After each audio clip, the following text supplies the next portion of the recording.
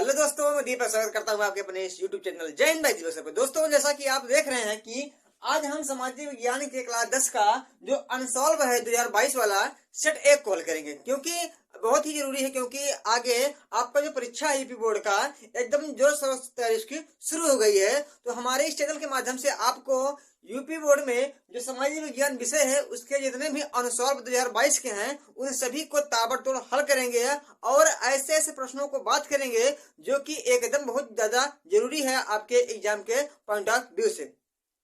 दोस्तों, मैं उन सभी प्रश्नों को, चाहे बहुविकल्पीय हो, चाहे अतलोकोत्तरीय हो, दीर्घ उत्तरीय हो, वगैरह वगैरह, या कुछ मैपिंग का क्वेश्चन हो, उन सभी को बहुत ही बाखूबी तरीके से, बहुत अच्छी तरीके से बताऊंगा। बने रहिए हमारे साथ। अब चलते हैं अपने प्रश्न पे। हम इस अनसॉल्व का जो है पहले हल करेंगे। क्या पहले हल करेंगे एकदम से जो उसका बहुविकल्पीय, क्या है बहुविकल्पीय, बहुविकल्पीय प्रश्न हल करने, विकल्पीय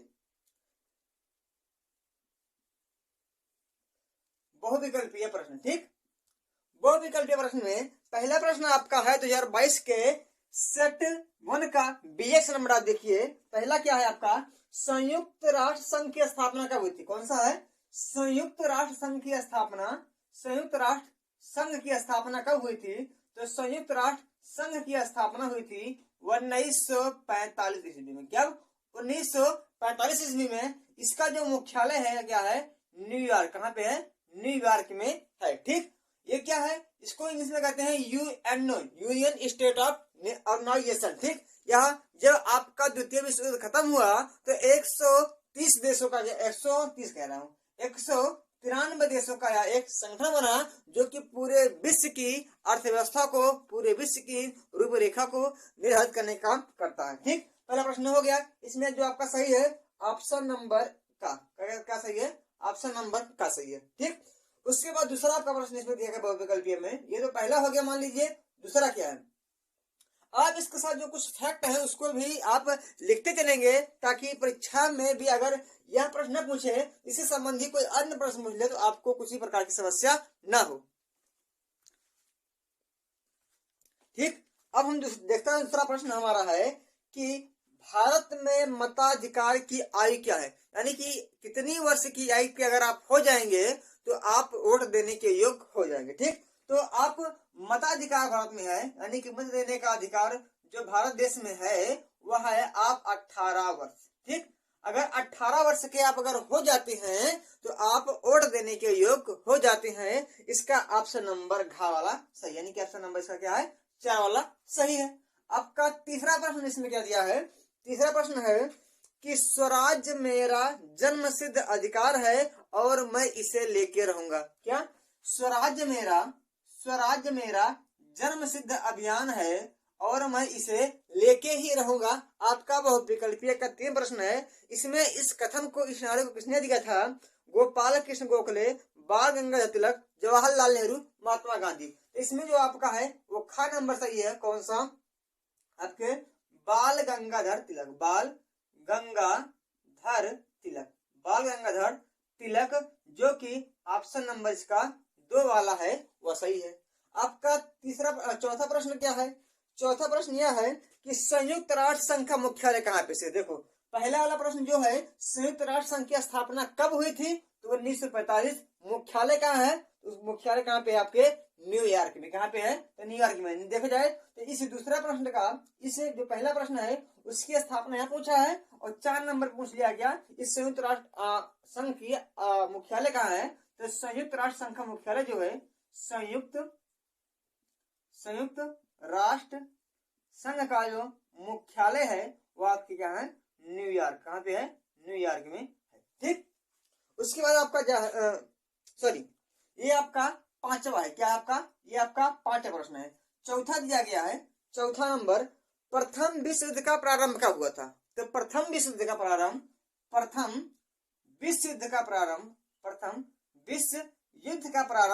हुआ था 1914 से और चला सा 1918 में। ठीक, लेकिन प्रारंभ ही पूछा है तो 1914 आपका सही होगा, जो कि आपका ऑप्शन नंबर का क्या है? ऑप्शन नंबर का, यानी कि ऑप्शन नंबर 1 है। ठीक, उसके बाद आपका 6वां प्रश्न दिया गया है कि भारत छोड़ो आंदोलन किसने प्रारंभ किया था? कितना? आपका 6वां है कि भारत छोड़ो आंदोलन, भारत छोड़ो आंदोलन, भारत छोड़ो आंदोलन किसने प्रारंभ किया था? भारत छोड़ो आंदोलन किसने प्रारंभ किया था? तो आपके महात्मा गांधी। कौन? महात्मा गांधी जी क्या थे? इसके एकदम श्रोता थे। ठीक, यानी कि महात्मा गांधी जी ने क्या किया था? आपका भारत छोड़ो आंदोलन 1942 ईस्वी में प्रारंभ किया था। इसका ऑप्शन नंबर अंतिम वाला ने किया, ऑप्शन नंबर घ यानी कि 4 नंबर आपका सही होगा। ठीक, इतना तो आपको समझ में आ गया। यानी पहला का क्या होगा? पहला का होगा यहाँ पे, पहला का होगा का नंबर, दूसरा का यहाँ पे होगा घा नंबर, तीसरा का यहाँ पे होगा आपका खा नंबर, 5वां आपका होगा यहाँ पे गा नंबर, उसके बाद चौथा आपका होगा 1914 का नंबर, उसके बाद 6वां आपका होगा घा नंबर। ठीक, यानी कि 1 4 2 3 1 4 जिसमें जिसका दिया गया हो और इसका क्या होगा? ऑप्शन नंबर सही होगा। ठीक, इतना तो आपको हो गया होगा। आगे चलते हैं। अगर हम सारे प्रश्नों को एकदम डिटेल से यहाँ लिखेंगे तो समझ ज्यादा लगेगा, इसलिए केवल आप इस प्रश्न को और प्रश्न से उस आंसर को पकड़ने की आप कोशिश करेंगे। ठीक, क्योंकि अगर मैं पूरे एक तरीके से लिखूंगा सभी चीजों को तो समझ ज्यादा लग जाएगा और वीडियो काफी लंबी हो जाएगी। तो आप समझ सकते हैं, केवल इसके प्रश्न को, उसके ऑप्शन को समझेंगे और उससे बनने वाले अन्य प्रश्नों को भी समझेंगे, ज्यादा डिस्कशन न करेंगे। ठीक, अब हम पहुंचे कहाँ पे? पहुंचते हैं अति लघु उत्तरीय। कहाँ पहुंचते हैं? पहुंचते हैं बहुविकल्पीय खत्म हो गया आपका। अब पहुंचते हैं अति लघु उत्तरीय, अति लघु उत्तरीय प्रश्न। क्या है? अति लघु उत्तरीय प्रश्न। ठीक, 3 प्रश्न दिए गए हैं। इन तीनों प्रश्नों को अगर आप करेंगे तो 2 नंबर मिलेगा, आपको पता है। तो पहला है 7वां क्वेश्चन। 7वां क्वेश्चन यह है कि 2 अक्टूबर को जन्म लेने वाले किन्हीं 2 प्रसिद्ध भारतीयों के नाम लिखिए। यानी कि 2 अक्टूबर तो आप जानते होंगे, 2 अक्टूबर को आप जानते होंगे कि आपके देश में 2 लोगों की एकदम से जयंती मनाई जाती है। आप लोग काफी लड्डू खाए होंगे उनके जन्मदिन पर। तो पहले हैं आपके महात्मा गांधी। कौन से? महात्मा गांधी जी, महात्मा गांधी जी। और आपका दूसरे नंबर वाले हैं पंडित लाल बहादुर शास्त्री। कौन से हैं? लाल बहादुर शास्त्री, लाल बहादुर शास्त्री। ये 2 लोग ऐसे हैं जिनका जन्म एक ही दिवस पे हुआ, जिसको कहते हैं 2 अक्टूबर। तो इस प्रश्न का जो उत्तर होगा यह 2 होगा। आपका 8वां प्रश्न क्या है? फ्रांस की क्रांति से संबंधित किन्हीं 2 दार्शनिकों के नाम। यानी कि फ्रांसीसी क्रांति को उकसाने वाले या जोर से उसको क्रांति कराने वाले 2 ऐसे दार्शनिक के नाम बताइए जो कि पूरी क्रांति के बाद लोगों को एकदम से आगे बढ़ाने का काम किया है। यानी कि फ्रांस की क्रांति के 2 दार्शनिक कौन कौन है? तो 3 दार्शनिक याद रखिए। ठीक, पहला आपका है रूसो। कौन से हैं? रूसो ने अनेक पुस्तक निकाला था जिससे क्या हुए, फ्रांस की जनता बहुत ज्यादा उत्सुक हुई और अपने देश को जो वहां की भ्रष्टाचार था उसको खत्म करने की महत्वपूर्ण भूमिका निभाई। एक थे आपके मॉन्टेस्क्यू। कौन? कौन थे? मॉन्टेस्क्यू ने क्या किया? अनेक प्रकार से वहां के लोगों को उत्साहित किया ताकि क्या करे हुए, फ्रांस की क्रांति को आगे बढ़ाए। ठीक, आपके एक थे वाल्टेयर। कौन थे? वाल्टेयर थे। ये भी फ्रांस की क्रांति के एक प्रमुख दार्शनिक थे। तो आपका जो प्रश्न है तो आपका ये उत्तर होगा। ठीक, आपके 9 नंबर क्या है? 9 नंबर है संघीय शासन व्यवस्था की 2 प्रमुख विशेषता। क्या?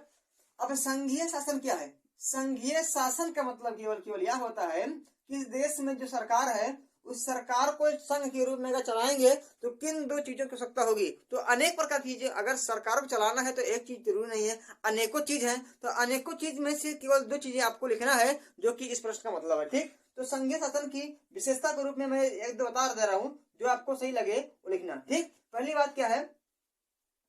शासन का 2 स्तर, यानी कि 2 स्तरों पे शासन को बांटना। एक है केंद्र सरकार के रूप में, एक है राज्य सरकार के रूप में। ठीक, आप एक विशेषता है, अगर आप देश को जो शासन व्यवस्था है इसको 2 भागों में बांटेंगे तो चलाना बहुत ही ज्यादा क्या होगा, सुविधाजनक होगा। ठीक, दूसरा बात क्या है? आपका कठोर कानून। क्या है?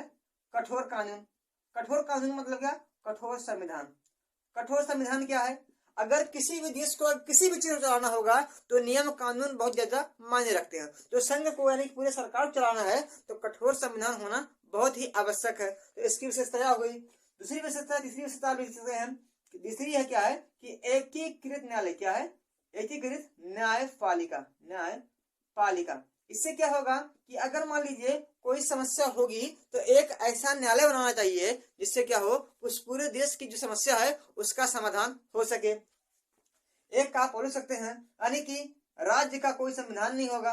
राज्य का कोई संविधान नहीं होगा यानी कि अगर राज्य का संविधान होगा तो संघ कोई मतलब ही नहीं है, यानी कि राज्य का कोई संविधान नहीं होगा। ये भी क्या है? ये भी इसकी विशेषता है। दो कहा था, मैंने 4 लिखा दिया। आपको जो समझ में आए वो आप लिख सकते हैं। ठीक, आपका जो अज लघुत्तरी है यह हो गया समाप्त। ठीक, 2 अक्टूबर को जन्म देने वाले भारतीय नेता महात्मा गांधी जवाहरलाल नेहरू हैं। फ्रांस क्रांति के दार्शनिक रूसो, वाल्टेयर और मॉन्टेस्क्यू हैं। संघ शासन की जो विशेषता क्या है?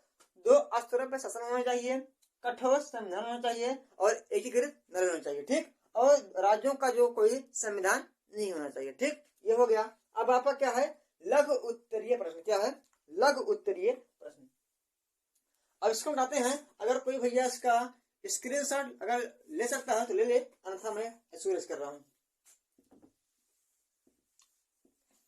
मुस्कुराने की वजह तुम हो,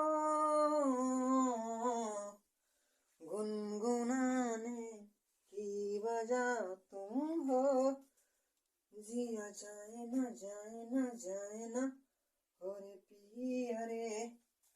अब आपका है लघु उत्तरीय प्रश्न। क्या है? लघु उत्तरीय प्रश्न। लघु उत्तरीय प्रश्न में आपके 10 और 11 दिए गए हैं। 10 में भी अथवा है, 11 में अथवा है। तो आप कहेंगे तो हम दोनों लिखा देंगे और आप कहेंगे तो हम एक लिखाएंगे, लेकिन हम यहाँ पर हल करा रहे हैं दोनों को। ठीक, आपका पहला क्या है? पहला जो प्रश्न है इसमें 10 नंबर का, 10 नंबर का है कि भारतीय राष्ट्रीय आंदोलन में भाग लेने वाले किन्हीं 3 नेताओं के नाम लिखिए। जो यह प्रश्न दिया गया है लघु उत्तरीय, या 3 नंबर का एक प्रश्न पूछा जाएगा। ठीक, तो क्या है? भारतीय राष्ट्रीय आंदोलन में भाग लेने वाले 3 नेताओं का नाम लिखिए। 3 नेताओं का नाम लिखिए। तो पहली बात, भारतीय राष्ट्रीय आंदोलन क्या है? यानी कि ये उस समय का दौर है जब भारत को लगा कि नहीं, अब हम पूरी तरीके से क्या करना चाहिए, भारत में जो अंग्रेज हैं उनको दूर भगाना चाहिए। ठीक, यानी कि इसकी शुरुआत हुई जब भारतीय राष्ट्रीय कांग्रेस पार्टी की स्थापना हुई। यानी कि भारतीय राष्ट्रीय कांग्रेस स्थापना जब 1885 में हुई, तब यह राष्ट्रीय आंदोलन का प्रारंभ हुआ। और कब तक चला? जब तक भारत देश 1947 में आजाद नहीं हो गया है तब तक भारतीय राष्ट्रीय आंदोलन चलता गया। ठीक, आपको इस संबंधी इतने बहुत सारे ऐसे नेता आए हैं, बहुत सारे ऐसे व्यक्ति आए हैं जो कि भारत देश को आजाद कराने के लिए, चाहे वो नरम से हो चाहे गरम से हो, दोनों लोगों ने क्या किया, इन सभी लोगों ने क्या किया, बहुत ही ज्यादा अधिक मात्रा में क्या किया, भारत देश को आजाद कराने के लिए कठिन संघर्ष किया। ठीक, तो इसमें नाम लिखना है, 3 नाम लिखना है तो अनेकों, लेकिन 3 का आप लिख सकते हैं। पहले आप अपने राष्ट्रपिता महात्मा गांधी जी का नाम लिख सकते हैं। दूसरे बात आपका सरदार वल्लभ भाई पटेल, सरदार वल्लभ भाई पटेल, ये हो गए। 3 लिखना है, 3 का लिख दे रहे हैं। उसके बाद आपके बाल गंगाधर तिलक। कौन? बाल गंगाधर तिलक। उसके बाद आपके दादा भाई नौरोजी, और आपके लाला लजपत राय। उसके बाद चले जाइए आप अरविंद घोष, आप चले जाइए वहां पे रविन्द्रनाथ टैगोर, उधम सिंह, तमाम व्यक्ति ऐसे हैं आपको गिनाने की आवश्यकता है नहीं, आप जानते हैं, समझदार इतने हैं, तो आप लिख सकते हैं तीनों का नाम। ठीक, उसके बाद इसमें अथवा में दिया गया है, इसी प्रश्न में एक अथवा के रूप में है। अथवा के रूप में क्या है? अथवा के रूप में दिया गया है प्रथम स्वतंत्रता संग्राम की असफलता के किन्हीं 3 कारणों को आप लिखें। यानी कि जो 1857 की क्रांति हुई थी वह असफल क्यों हुई है, इसके 3 कारण बताइए जिससे असफल हुई। तो पहली बात भैया आप समझ सकते हैं कि 1857 की क्रांति एक निश्चित, इसका कोई एक निश्चित संगठन नहीं था। इसका एक निश्चित संगठन नहीं था और ना तो उस लोगों में उस समय क्या थी, एकता की भावना थी। क्या एकता का, यानी कि ये पूरी तरीके से क्या था, अभाव था। ना तो संगठन ना तो अभाव, जो जहां से पाया तहां से क्या किया, 1857 में अंग्रेजों का विरोध किया, जिससे क्या हो गई, अंग्रेज को अलग अलग स्थानों पे एकजुट ना होके उनको हराया नहीं जा सका, जिससे क्या हो गई, ये पूरी क्रांति विफल हो गई। दूसरी बात क्या है, दूसरी बात इसमें क्या है कि एक हथियार, यानी कि देखा जाए जो उच्चतम यानी कि अच्छे क्वालिटी के हथियार थे, वो हथियार नहीं मिल पाए। ठीक, यानी कि उस समय क्या था, भारत देश में उस तरीके से हथियार नहीं थे जिस तरीके से अंग्रेजों के पास हथियार थे, जिससे क्या हो गया, भारत की जनता पूरी तरीके से उनका सामना नहीं कर पाई और जो 1857 में क्रांति हुई थी यह पूरी तरीके से असफल हो गई। तीसरी बात क्या है, तीसरी बात इसमें क्या है कि इनका एक नेतृत्व किसी के द्वारा, यानी कि नेतृत्व का पूर्ण अभाव था। नेतृत्व का पूर्ण अभाव था। नेतृत्व का पूर्ण अभाव मतलब कोई इसको एक तरह से मार्गदर्शन करने का कोई काम नहीं कर पा रहा था। यानी कि इस पूरी क्रांति को, इस पूरे जो विद्रोह हुआ था, इस विद्रोह का एक छोर नहीं मिल पा रहा था। जहां से पाए वहीं शुरू हो गया, इसका कोई मतलब नहीं निकल पाया, जिससे क्या हो गई, यह पूरी क्रांति एकदम से चौपट हो गई। ठीक, अथवा वाला हो गया। अब इसके बाद अगला जो प्रश्न आपका है 11 नंबर, कौन सा है आपका, कौन सा आपका जो 11 नंबर क्वेश्चन है, इनमें दिया गया है कि सांप्रदायिकता को दूर करने के किन्हीं 3 उपायों को बताइए। सांप्रदायिकता मतलब क्या होती है, सांप्रदायिकता मतलब होती है जो बंटवारा हुआ है।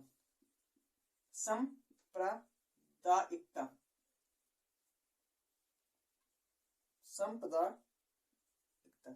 यानी कि जो आपके समाज में हिंदू, मुस्लिम, बौद्ध, सिख, ईसाई, इन सभी में कुछ ना कुछ ऐसे बंटवारे हुए हैं जिससे एक देश पूरा एक जुट नहीं हो पा रहा है। तो इसको दूर करने के, सांप्रदायिकता यानी कि बंटवारे को दूर करने के 3 उपाय को बताइए। 3 ऐसे उपाय को बताइए जिससे क्या हो कि भारत देश में जो अलगाव की स्थिति है वह दूर हो जाए। तो पहली स्थिति आपकी क्या है कि अगर किसी भी त्योहार को या किसी भी पर्व को या किसी भी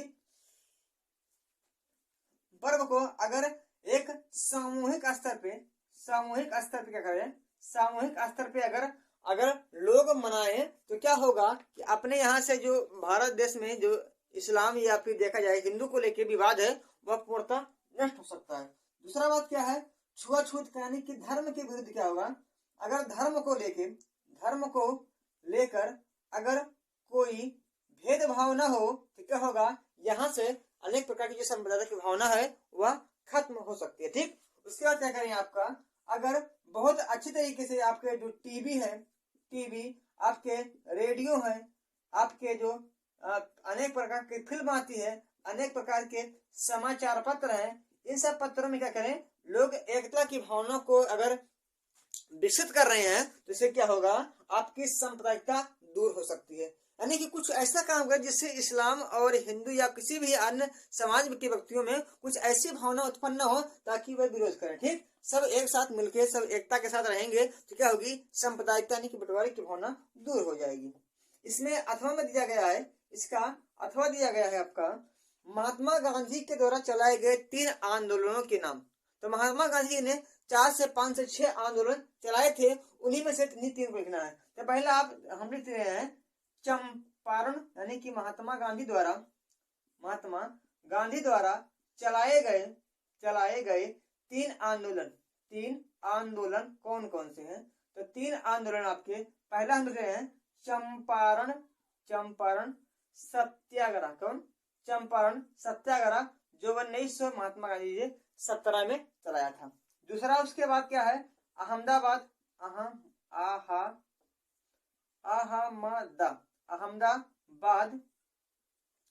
मिल मजदूर आंदोलन जो कि महात्मा गांधी जी ने 1918 में चलाया था। उसके बाद 3 नंबर का है आपका असहयोग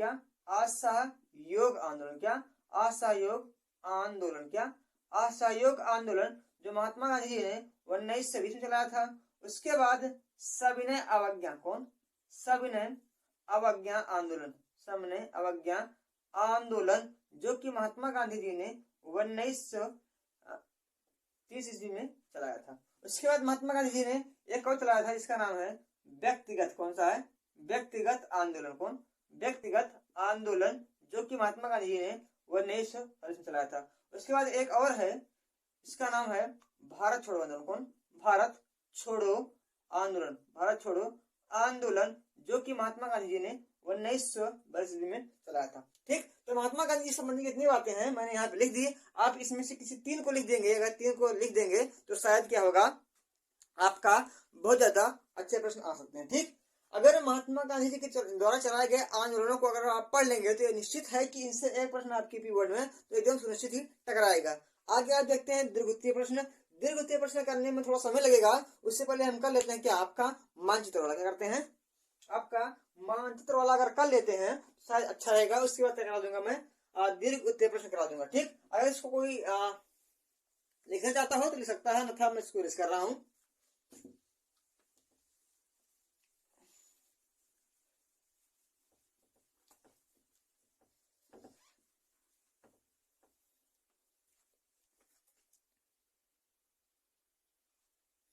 आगे क्या है, आगे आपके मानचित्र में देखिए, मैं थोड़ा सा ये मानचित्र निर्माण कर दे रहा हूँ अपने भारत से देश का। यहाँ पे मैं थोड़ा सा निर्माण कर दे रहा हूँ, थोड़ा सा 1 मिनट। ऐसे बहुत अच्छा नहीं हो पाएगा क्योंकि मार्कर है, सरकता है पूरा, लेकिन कुछ ना कुछ तरीके से सही होगा ही। ठीक, ये क्या है, आपका भारत देश। ठीक, तो भारत देश में देख लो, हाँ, तो भारत देश में दिया गया है कि आपके मानचित्र वाला कार्य, तो का नंबर है कि वह स्थान बताइए जहां पे जलियांवाला बाग हत्याकांड हुई थी। तो जलियांवाला बाग ये है पंजाब, यहाँ पे क्या है, पंजाब है। पंजाब का जो अमृतसर है, जो पहला आपका प्रश्न है, पहला प्रश्न यह है कि जलियांवाला बाग हत्याकांड कहाँ हुआ था, पंजाब के अमृतसर का, पंजाब के अमृतसर में क्या हुआ था, पंजाब के अमृतसर में क्या हुआ था, आपका जलियांवाला बाग हत्याकांड हुआ था। यानी कि प्रश्न नंबर आपका 1 का उत्तर यह है। ठीक, आप ऐसे चित्र बना देंगे, चित्र बनाने के बाद आप उसको दर्शा देंगे तो आपका सही हो जाएगा। दूसरा क्या है, वह स्थान जहां उत्तर प्रदेश की राजधानी है। तो उत्तर प्रदेश की राजधानी आप सबको पता है क्योंकि बोर्ड है, तो लखनऊ आपका होगा। तो आपका लखनऊ कहाँ पे है, ये पूरा आपका क्या है, उत्तर प्रदेश है।